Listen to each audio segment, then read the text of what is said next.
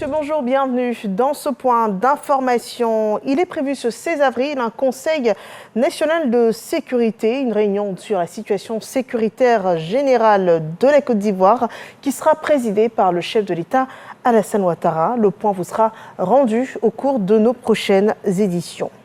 La Côte d'Ivoire, acteur engagé pour la paix et la démocratie, un engagement exprimé à la 16e conférence des présidents d'assemblée et de section de la région Afrique de l'Assemblée parlementaire de la francophonie APF, une conférence qui s'est achevée hier à Brazzaville, une édition marquée par la densité des échanges, la diversité des contributions et une ambition commune, celle de renforcer la démocratie, la paix et la coopération interparlementaire sur le continent africain francophone.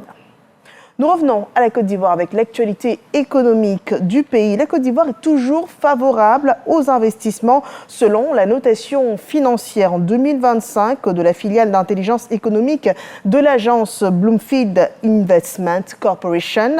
La Côte d'Ivoire est notée 6,3 contre 6,5 en 2024. Le point de Léon Pro.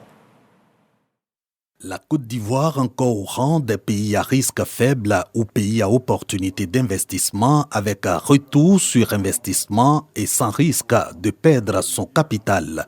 L'agence de notation financière Bloomfield Intelligence qui le dit octroie à la Côte d'Ivoire cette année la note 6,3 contre 6,5 sur 10 en 2024. Il y a une perte de 20 points de base qui est due essentiellement à l'environnement sociopolitique. Ceci dit, elle demeure dans la catégorie des risques faibles, où nous encourageons les investisseurs à investir dans ce pays-là. Cet appel au regard du climat des affaires attractif et de la performance macroéconomique de la Côte d'Ivoire.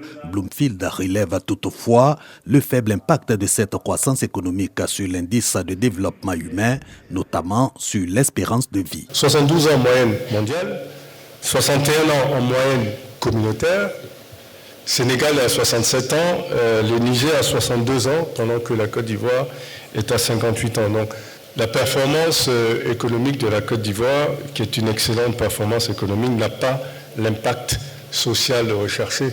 Les risques relevés concernent les finances publiques et portent sur le remboursement de la dette qui pèse pour 84% du produit intérieur brut et non sur le volume de cette dette estimé à 59% du produit intérieur brut.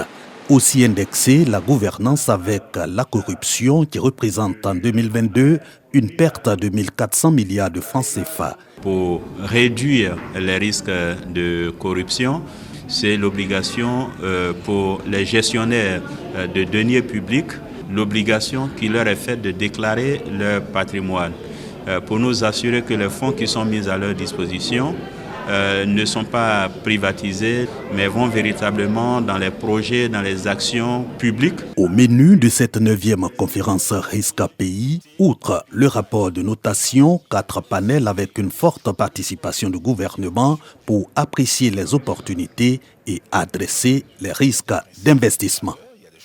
Davantage d'impact des performances économiques du pays sur le social et la vie des Ivoiriens.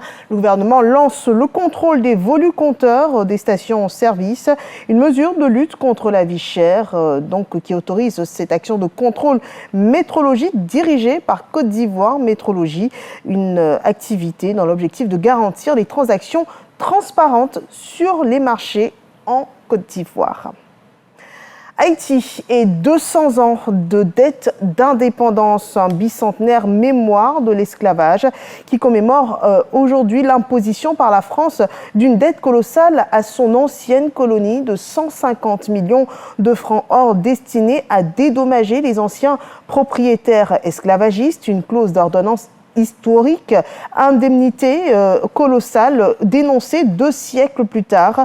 De nombreuses voix s'élèvent pour réclamer réparation, une mesure qui a fortement entravé le développement de l'île. La somme demandée, qui est censée correspondre à 10% de la valeur de l'ensemble des biens des ex-colons dépossédés en 1804, est considérable et selon les historiens, elle représente plus de 10 ans de la totalité des recettes fiscales d'Haïti en 1825.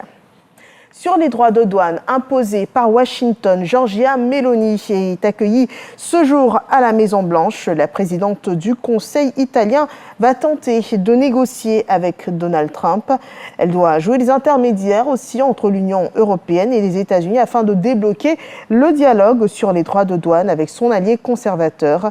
Mais la mission s'avère délicate pour cette souverainiste italienne. Elle suscite des critiques en Italie et au sein des 27 européens.